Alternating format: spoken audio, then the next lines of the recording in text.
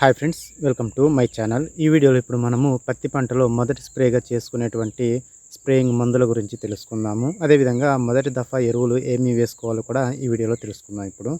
అయితే ప్రస్తుతం వర్షాలు లేవు. ఎల్నినో ప్రభావం వల్ల వర్షాలు ఈ సంవత్సరం తక్కువగా ఉండడం చేత పత్తి పంటలో మనము టయానికి స్ప్రేలు కానీ మందులు కానీ వేయడం జరగడం లేదు. అయితే పత్తిలో మనము ఈ పొడి వాతావరణంలో రసం పీల్చు కీటకాల నివారణ కోసము స్ప్రేయింగ్ చేయనట్లయితే వాటి యొక్క ఉధృతి అధికమవుతుంది. ఎందుకంటే తెల్లదోమ కానీ పచ్చదోమ కానీ తామర పురుగులు ఇటువంటి రసం పీల్చు కీటకాలు మనకు పొడి వాతావరణంలో ఇంకా ఎక్కువ స్థాయిలో వృద్ధి చెందడం జరుగుతుంది.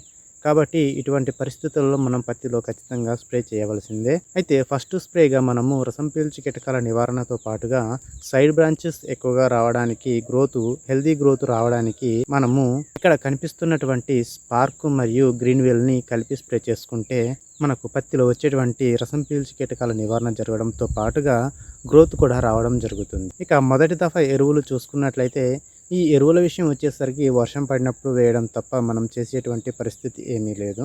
వర్షం పడినప్పుడు మాత్రమే మనం ఎరువులు వేయడానికి అనుకూలంగా ఉంటుంది.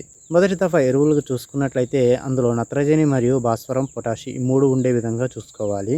యూరియా మరియు డిఏపి అదేవిధంగా పొటాషు ఈ మూడింటిని కలిపి మొదటి దఫా ఎరువుగా వేసుకున్నట్లయితే మనకు నత్రజని లోపం, భాస్వరం లోపంతో పాటుగా పొటాష్ ఉండడం చేత మొక్క తన యొక్క రెసిస్టెన్సీ పవర్ని పెంచుకుంటుంది. మొక్క హెల్దీగా ఉండడానికి ఈ పొటాషు తోడ్పడుతుంది. Thank you for watching this video. Thank you.